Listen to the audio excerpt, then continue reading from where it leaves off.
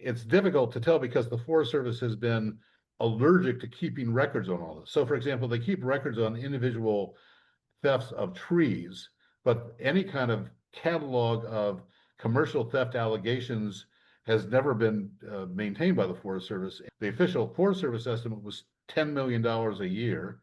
GAO's estimate was $100 million a year. And in that year, which was in the 90s, the chief of the Forest Service, Dale Robertson at the time, estimated that about 10% of the yield of all timber sales was stolen. So if you think about the way the Forest Service conducts its timber sales, it's like a department store that allows shoplifting.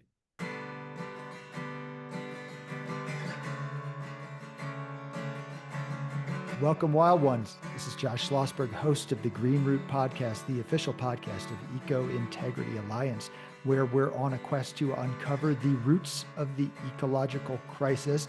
Our guest this week is Jeff Ruch. Jeff was the executive director of public employees for environmental responsibility, PEER, from 1997 to 2019, and now serves as its senior counsel.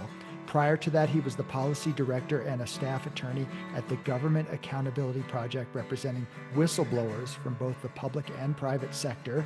Before coming to DC, Jeff worked in California state government, mostly in the state legislature as counsel to various committees, also served stints as a deputy district attorney and appellate court clerk. Welcome to the Green Root Podcast, Jeff. Thank you for having me.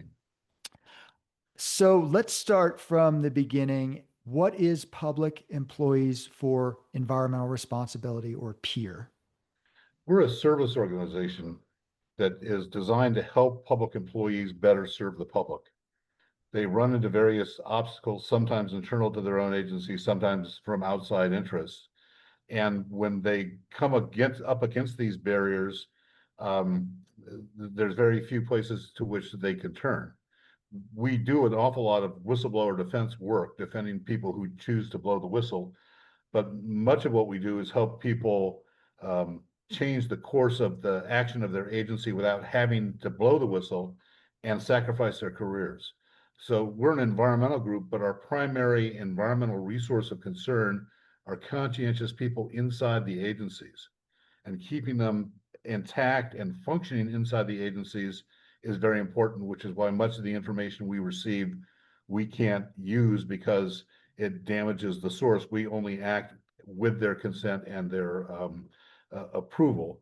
And in short, we sort of function as a giant shelter for battered staff, and we've been doing so for now more than 33 years.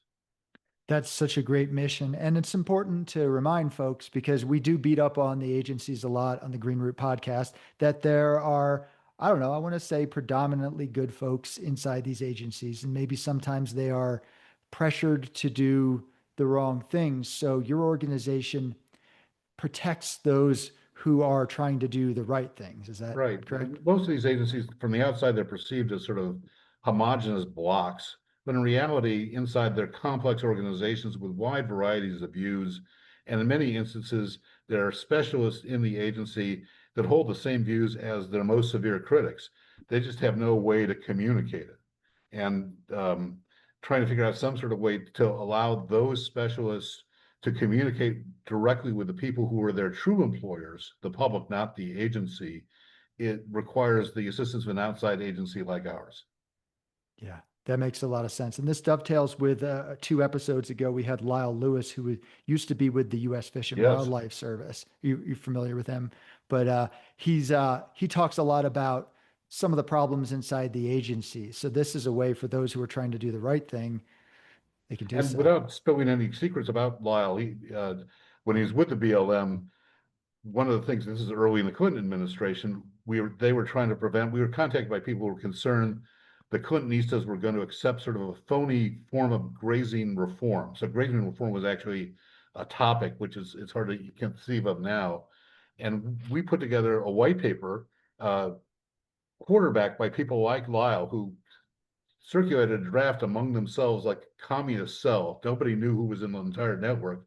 And we presented this critique to the new BLM director, Jim Baca, who, to our surprise, said the only thing he disagreed with in the report was the fact that the authors felt a need to remain anonymous.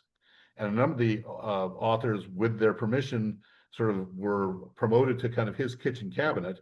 And then the last meeting we had with Jim Baca was he was explaining he was going to make it unnecessary for peer to exist in the BLM. And that was 10 days before he was fired. And all those people in his kitchen cabinet were then targeted by the bureaucracy. And we spent most of that year doing employee defense of those people who had been brought into the inner circle. Wow. Yeah. Well, that definitely reveals how the sausage is made a bit here. So, well, the reason why I invited you onto the podcast and you were kind enough to come was I was writing an article about the Forest Service and some of our concerns with it, going back to the beginning of the origins of the Forest Service, public lands, everything like that. And a little section that I wrote about, which I want to expand upon in the future, dealt with concerns with timber theft, either complicity by the agency, allegedly. So basically, the concept of the agencies colluding with industry in one fashion or another to remove logs from public lands and bilking the taxpayers. So we're not talking about the legalized timber theft that many of us are concerned about, which is a lot of public lands logging. We're talking about beyond the legal system. So maybe, do you want to tell us a little bit about timber theft Sure. task force, things like that? So we're talking about commercial timber theft. So this is timber theft that takes place as part of an officially approved timber sale, as opposed to somebody coming in and sawing down a log without permission. And the Forest Service is supposed to administer these sales in a way that prevents theft. And theft, usually there are three major routes for timber theft in the commercial sale. One is illegal harvesting, where the company will be cutting down an area or trees that they're not supposed to. And unless they're stopped, they'll pocket the money. The other is diversion. Logs that are hauled out of a forest are then removed before they can be counted, and in essence are sort of ghosted off site. And then the third form, general form, is a scaling fraud. So once they're being measured, if they're able to somehow put their thumb on the scales in a way that works to their advantage, it means that a lot of the value of the sale will be lost. And it's difficult to tell because the Forest Service has been allergic to keeping records on all this. So for example, they keep records on individual thefts of trees, but any kind of catalog of commercial theft allegations has never been maintained by the Forest Service. And the estimates of the amount of this, the last time we saw official estimates was quite a while ago. The official Forest Service estimate was $10 million a year. GAO's estimate was $100 million a year. And in that year, which was in the 90s, the chief of the Forest Service, Dale Robertson at the time, estimated that about 10% of the yield of all timber sales was stolen. So if you think about the way the Forest Service conducts its timber sales, it's like a department store that allows shoplifting. And so that's sort of a hell of a way to run a railroad. And it also explains why the Forest Service's timber program, for the most part, has been money losing, which is kind of hard to imagine. They don't make a profit on selling a commodity. And as a matter of fact, in many years, they don't even make their own targets for what's going on. And so this resulted kind of in a number of activities that began during the Clinton administration and then sort of gradually petered out. And one of them was the formation of a timber theft task force, because the Forest Service had never before specifically looked at how the timber sales were administered in a way that prevented theft. So, but by way of background, that was following an earlier fight. So the larger issue inside the Forest Service was one of internal accountability. And the Forest Service law enforcement program consists of two specialists. One are special agents, which are sort of like detective level people. And the other are law enforcement officers, or LEOs, which are more like cops on the beat wearing uniforms. And there were a series of scandals in which investigators, principally special agents, were investigating and documenting flat out corruption at the higher levels of the Forest Service. Like, for example, a district ranger who maintained a party cabin with prostitutes and drugs. And when those agents basically broke that case, the agents and their career ended up in jeopardy because a number of the patrons of that cabin were in high positions that made their life miserable. Uh, Moreover, if an agent was in a particular area and uncovered a problem like timber theft, where they went with that information was difficult because under the prior system, they answered to the forest supervisor, who in many cases was implicated in what was going on.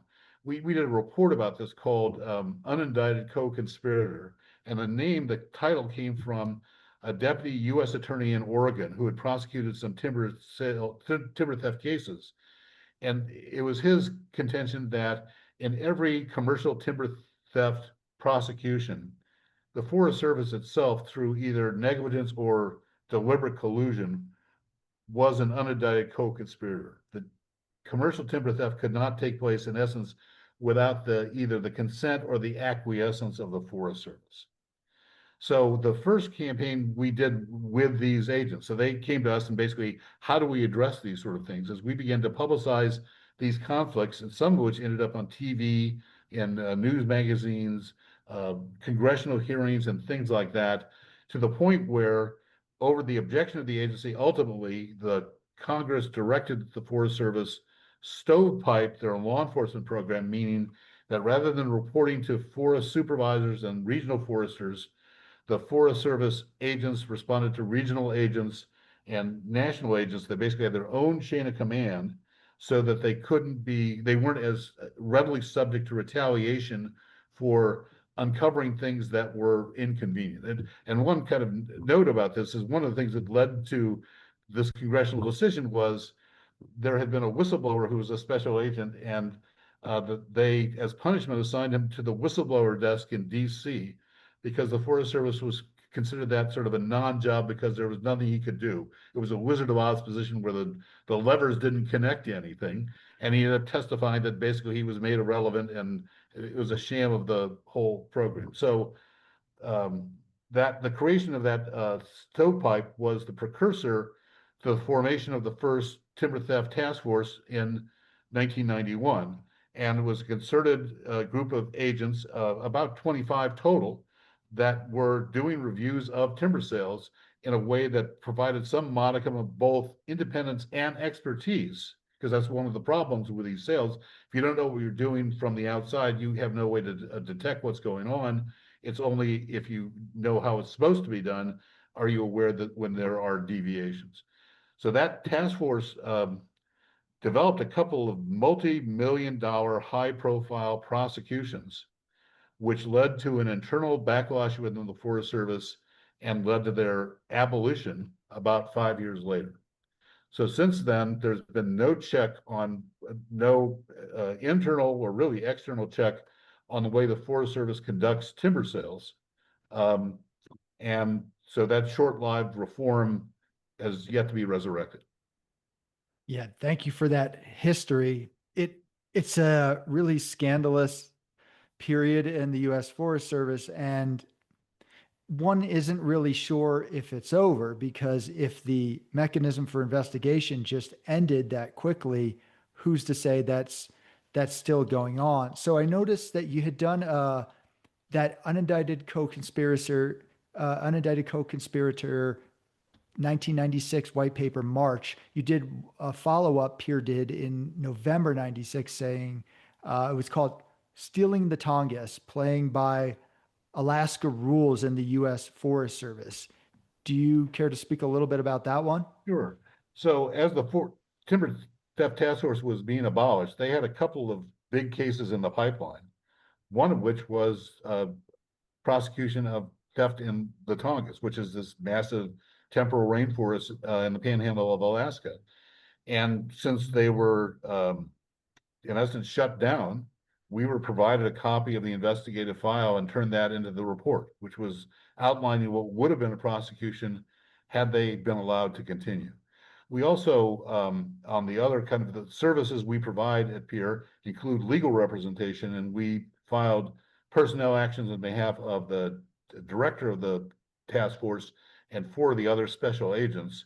And in the course of that discovery on that civil service case, I got to depose under oath the then director, the then chief forester, Jack Ward Thomas of the Forest Service, in which the primary question, because the primary action we were challenging was the abolition of the task forces, why'd you do it?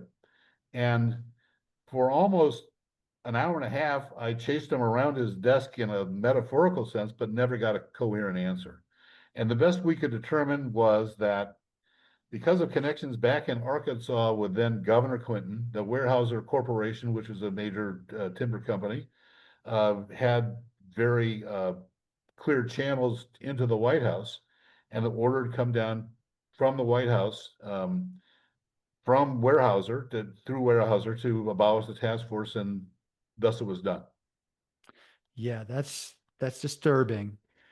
Some of the info I have in my article, that's just little section here, has to do with, so do you want to talk about some of the details of the Columbia River log scaling, or should I just read from my article? What? Go ahead. I mean, I don't, it's been a while. Yeah. Yeah. So basically what I have, and I got this from a few different sources. So this was fraud committing by an accounting contractor called Columbia River Log Scaling and Grading Bureau. And I've looked them up. They still exist. So the allegation was that they intentionally undervalued logs cut on public land for the benefit of timber companies in return for kickbacks. They were fined 3.2 million. So they were actually found guilty of that. So that was something that was a slam dunk.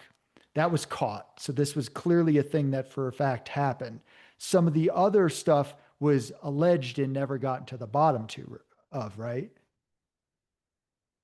Right. So it was, there was no phase out and there's no effort made to capture the ongoing investigations and preserve them in a way that they could be later pursued. So the whole thing was basically just a quick shutdown. Right. And so this is according to a Seattle Weekly article. So one of the investigations pointed the finger at the biggest logging corporation in the world, Weyerhaeuser, for allegedly cutting up to 66,000 trees worth millions of dollars from the Winema National Forest in Oregon. And the quote from the Seattle Weekly article was a quote, delicate internal investigation of 3 Forest Service field offices suspected of obstructing the investigation by tipping off Weyerhaeuser, quieting informants with promotions, and destroying pertinent documents. And so then when the investigation was launched in 95, and then the unsealed report said the Forest Service staff gave Weyerhaeuser advance notice and even destroyed files days before they were supposed to be seized by investigators. And there were affidavits here, and from the Forest Service personnel, quote, we felt the need to protect Weyerhaeuser, in parentheses, from violating the contract. And the other said he tipped them off because, quote, he couldn't afford to jeopardize his good working relationship with Weyerhaeuser. Does that sound about right, according to that Seattle Weekly article? For the line Forest Service that are conducting these sales, they regard the timber companies quite naturally, actually, as their partners. And in many instances, there are social and other sort of connections, and also a fair amount of revolving door. People that work in the timber industry then go to work for the Forest Service and vice versa. And so it's fair to say that, like many bureaucracies, it's captured by the industry it's supposed to be regulating. And that was all the more reason why there needed to be some sort of external check to make sure that these sales were conducted in a way that wasn't, in essence, a giveaway at taxpayer expense. Good. Yeah. So I want to get into a few more details, but let me just ask you your personal opinion. With the obvious, at least conflicts of interest at the U.S. Forest Service, the things that you brought up, and potential allegation of crime, why does so much of the public think that the U.S. Forest Service is above board? Why do they still have a good reputation outside of those in the know in the environmental advocacy community? I don't know, because the only aspect of the Forest Service most people see is Smokey the Bear. and everybody likes Smokey the Bear. They don't really understand what the Forest Service does, or really distinguish between it and the Park Service or the Fish and Wildlife Service, which one's refuges and things like that. And so, unless these things are exposed, the public wouldn't have any idea. And in the case of the Forest Service, even after they're exposed, unless there's some sort of follow-up action, it just is sort of another is business as usual, and life will continue on.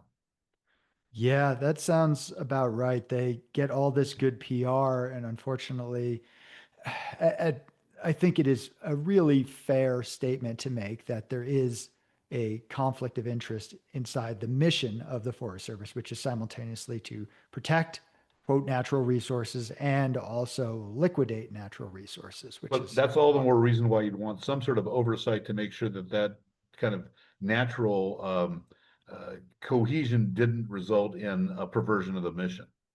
And but since this was all going on, the nature of the timber business within the Forest Service has morphed in a way that makes it much easier to hide theft. So the way that the sales are conducted now increasingly is not so much the old commercial timber sales, but are sales that are done nominally for the health of the forest.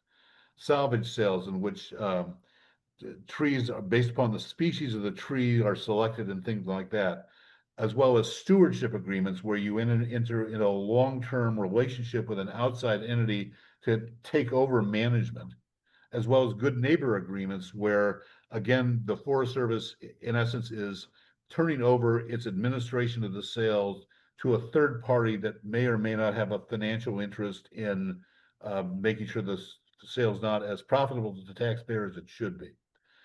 So that whole direction of things, which has taken place in the last 15 years since these events we were talking about took place, are now the predominant means, and at the same time of sales, and at the same time, um, there's been a complete kind of retreat of any sort of oversight. So most recently, the Inspector General for the USDA, as well as almost a score of other Inspector Generals, were summarily removed, and we increasingly are finding it difficult to uh, activate the Inspector General in any matters that would put them at political risk in the Trump administration. So interesting. it's almost like any idea of kind of an internal watchdog is now a complete oxymoron. Did not know that. So I don't want to put words in your mouth, but are you saying that the new version of what we call wildfire pretense logging, they just say wildfire and they get away with everything, stewardship logging, quote, forest health, salvage, whatever. Salvage is another term. Right, all that. So you're saying that that is more, let's just say there's less oversight and there could be more theft in that Correct. implementation? Correct, because the measures aren't with a commercial sale, it's all just sort of it's more purely numeric. Here, it requires exercises of judgment in terms of species selection and other activity to achieve a biological or other land management sort of goal. And those sort of things make it much more difficult to look at from the outside and see whether or not the books are being cooked or other things are happening in a manner that's untoward. And what do you think about things like Fix Our Forests Act and these emergency designations to rush through logging with less environmental oversight? Do you think that's more likely to result in theft potentially? Sure. I mean, the absence and a lot of our clients for a lot of this work were special agents who actually don't consider themselves environmentalists. They consider themselves cops primarily. Most of our work in agencies like the Forest Service are representing what their biologists, botanists, and others we call combatologists. They're the scientific specialists that are often in combat with their own agency because their concerns are being bulldozed to meet whatever the management agenda is at the moment. And so these kind of larger efforts to suspend any sort of ecological review means that concerns will be sort of run roughshod over more so than not, and that the ability to oversee things to prevent abuse or excess is diminished.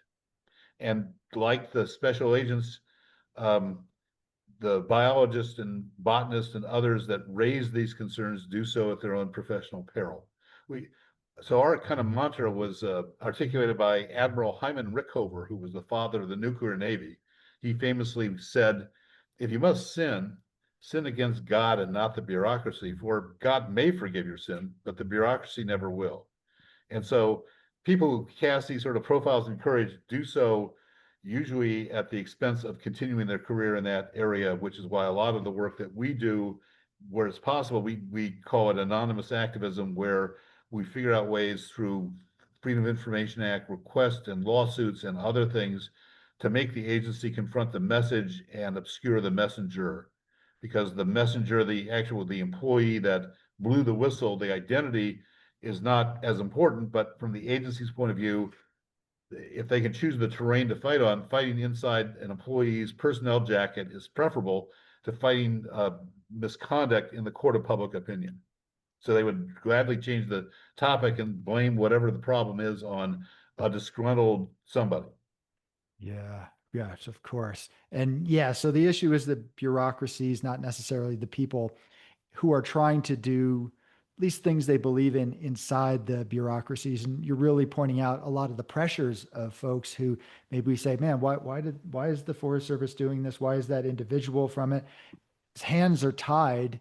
He probably has a family and a mortgage. He doesn't want to have to deal with all that stuff. Not all of us maybe have the privilege or constitution to, always fight the system. So they're just trying to keep their jobs, really. Or in many instances, you don't believe it's happening.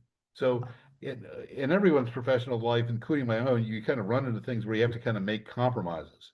And occasionally you get into situations where you're pushed beyond the limits. And one of the things we often hear when people call is saying, I never thought I'd be calling peer, because I never thought, this sort of thing would happen.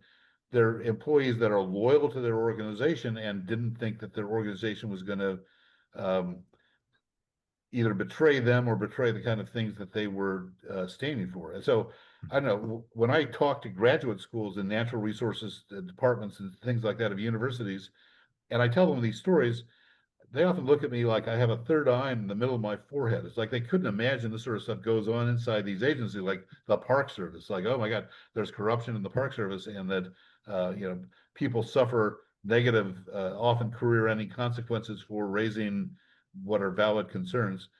That's sort of the day in the life.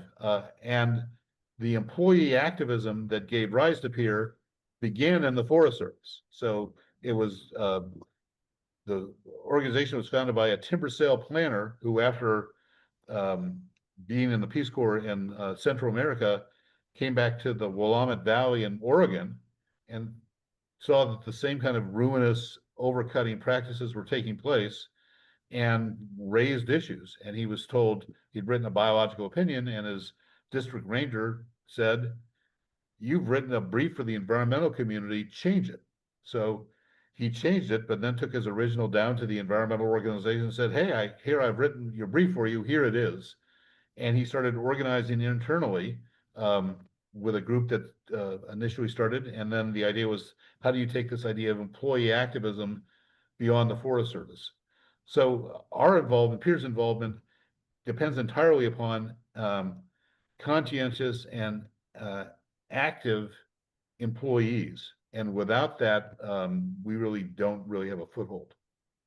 Yeah. And again, to focus on the idea that there are a lot of good folks inside the agencies here. So Shannon Wilson, he's somebody who is a part of Eco Integrity Alliance on the steering committee. He's in Oregon, part of League of Wilderness Defenders. He started with the BLM, and he was doing, I believe it was owl surveys or marbled murrelet. And he was basically, it was clear and evident to him that the information that he was obtaining was not being incorporated into the decision-making process. And I don't think he took any legal action. He just quit and then basically became a wilderness defender. So there are good folks inside the agencies. As much as we demonize, I'm speaking for myself, tend to demonize a lot of the agencies, the individuals inside them, I think don't deserve that And demonization. also, as an aside, one of the continuing battles is the issue is called scientific integrity. It's an issue that was framed by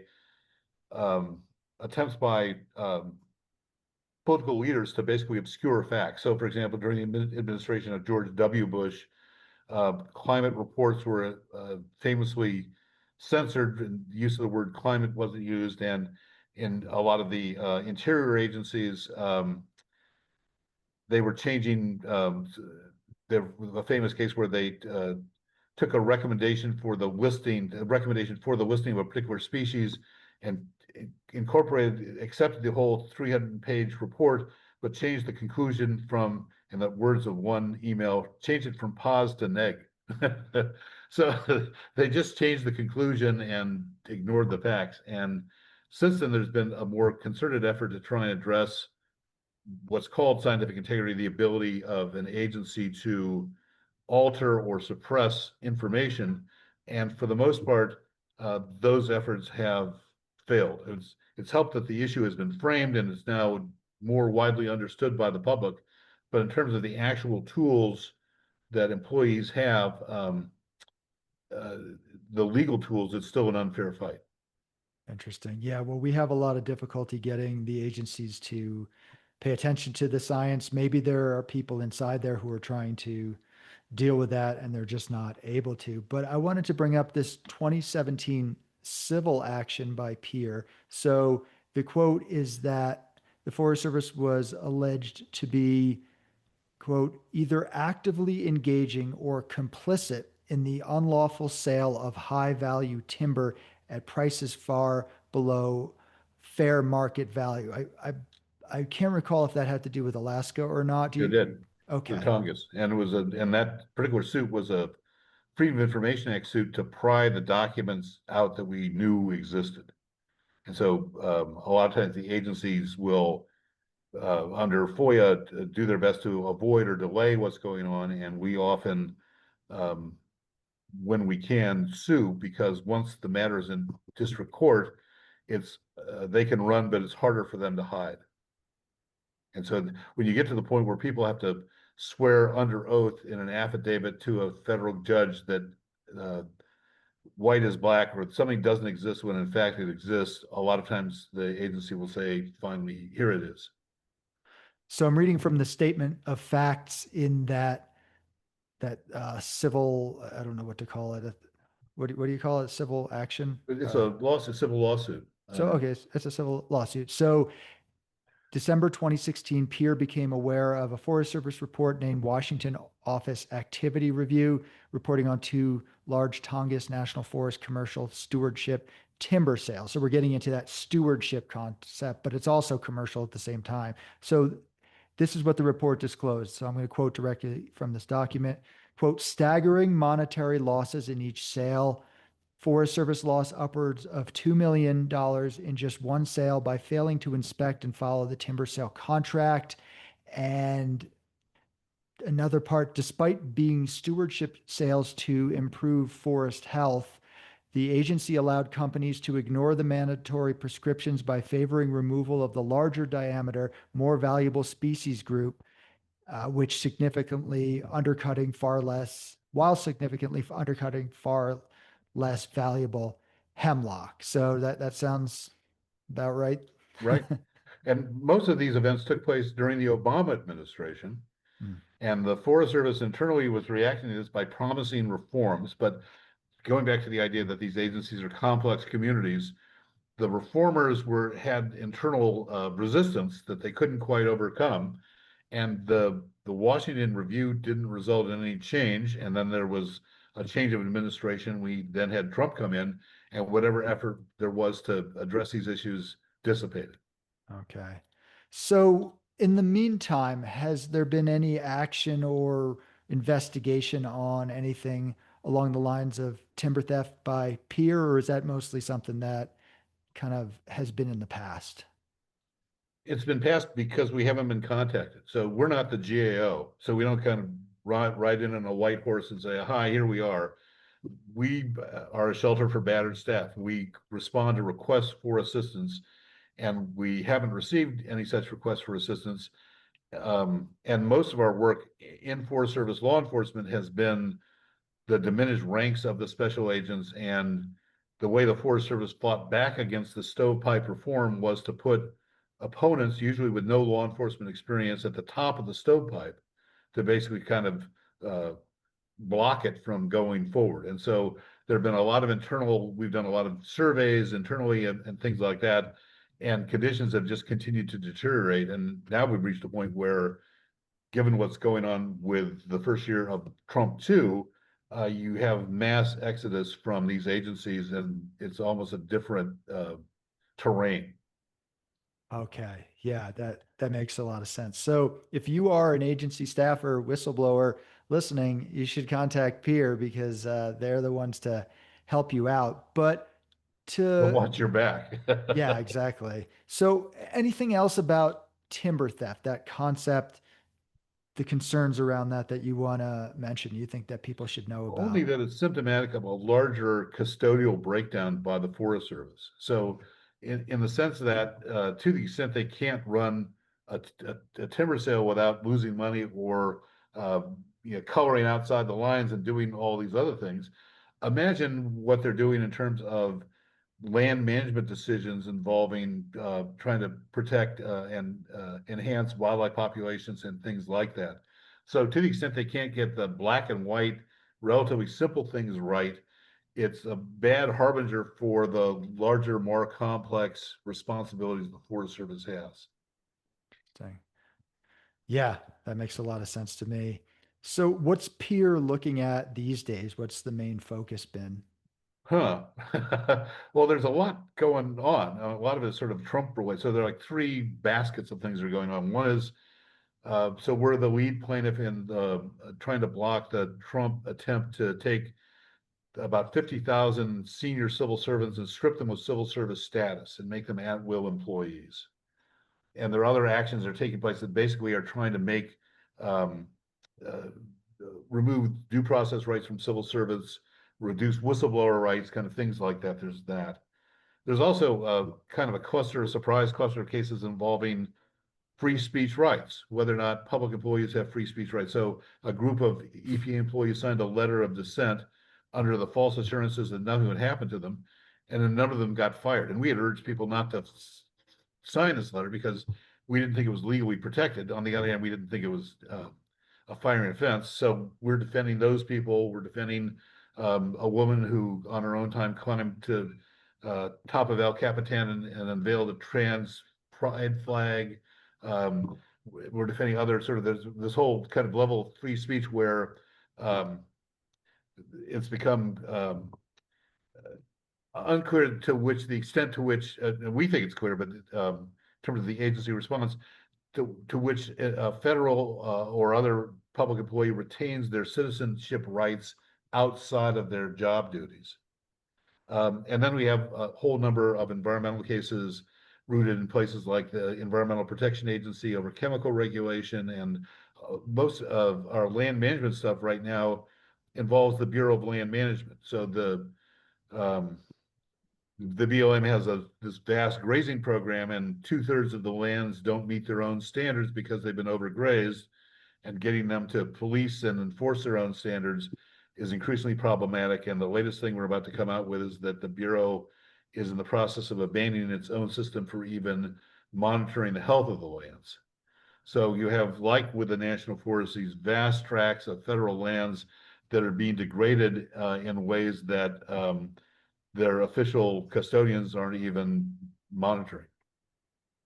So that's really up our alley as well. So at Eco Integrity Alliance and Green Root Podcast, our main focus is public lands. It ends up being logging. We really have a larger focus on ecosystem, wildlife, wildlands issues, but public lands, ranching and grazing is definitely part of our concerns with extraction. So I don't want to keep it too much longer, but anything you'd want to elaborate on in terms of what you say, because that's really fascinating. And we're definitely aware of how the lands are not up to their own supposed standards, but you're saying that they're not even really monitoring that much anymore? So one of the first sets of, we're talking about the Bureau of Land Management, That which is a very kind of understaffed agency. So if you looked at kind of the Park Service has per acre, the most staff by far, even though it's not a multiple use agency, followed by the Forest Service, Fish and Wildlife Service, which manages the refuges. And behind, sort of like a bureaucratic Bangladesh, is the Bureau of Land Management, which has most of these lands. And a lot of these agencies have lost their specialists, their botanists and other specialists. So when Trump 2 began and Doge took place, so the BLM has lost roughly 20% of its staff in just the past year. And their ability to do the consistent monitoring they've been doing for the last 15 years has diminished to the point where in some states like Wyoming, it's been abandoned completely.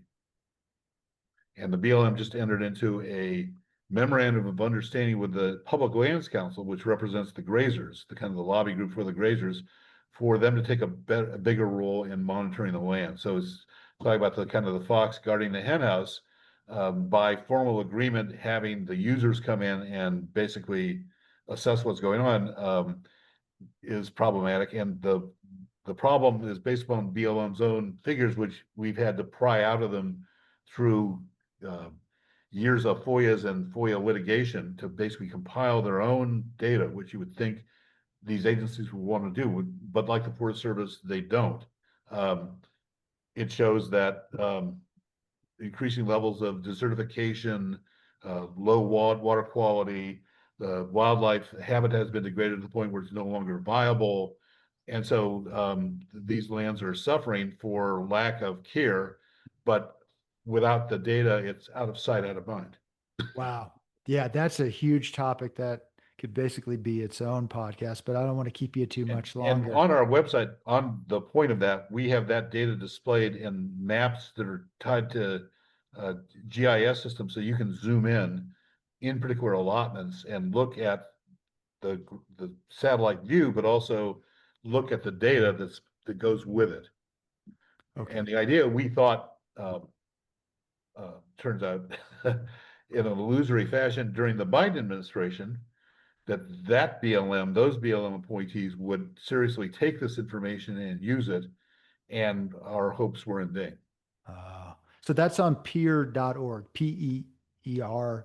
You'll find kind of a whole world of things from, lots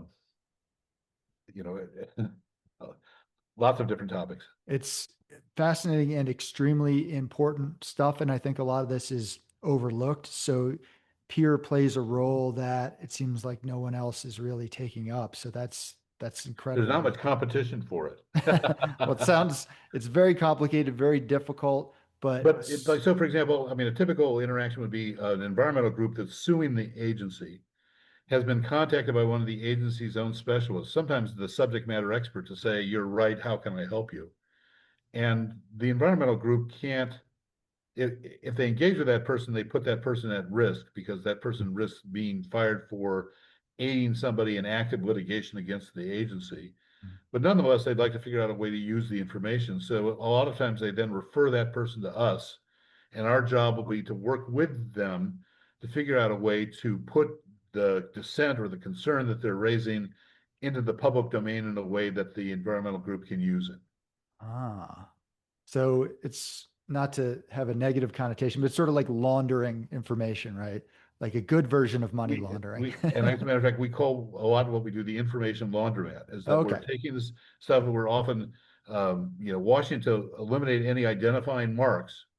And we don't display any information without the approval of our source because they have to live with the consequences. And we often, even our FOIA requests are framed by them because they're in many instances the custodian of the documents. They have the documents or they can describe it with some particularity.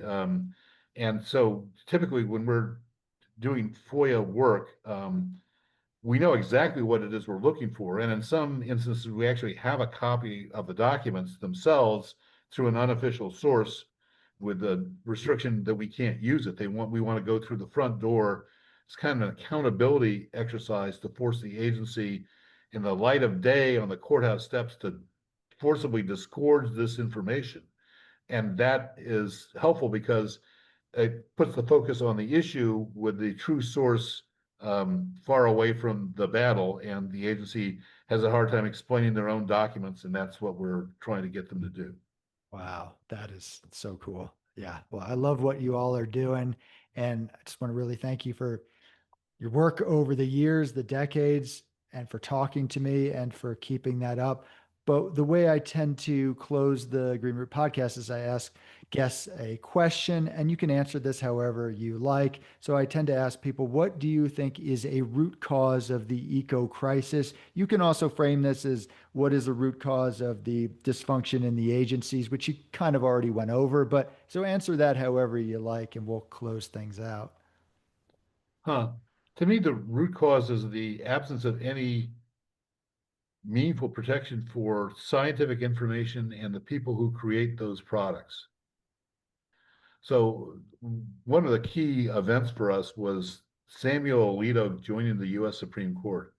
And his very first decision, swing decision, which had to be re-argued because Sandra Day O'Connor left the court, involved the free speech rights of public employees. It was a case out of LA involving a deputy district attorney. I won't go into all the facts, but the holding was that government employees in their role as government employees have no, as in zero, First Amendment rights. There's no balancing test. They have no rights at all because the court reasoned the government owns their speech. Wow. Which means that absent statutory protections like whistleblower protection and things like that, the government owns their speech. So I remember early in the Bush administration, we were getting reports, just horrible reports of intervention down to the field level by political appointees in the secretary's office. So we had the assistant secretary for Fish, Wildlife, and Parks at a lunch for environmental leaders, of which I was one.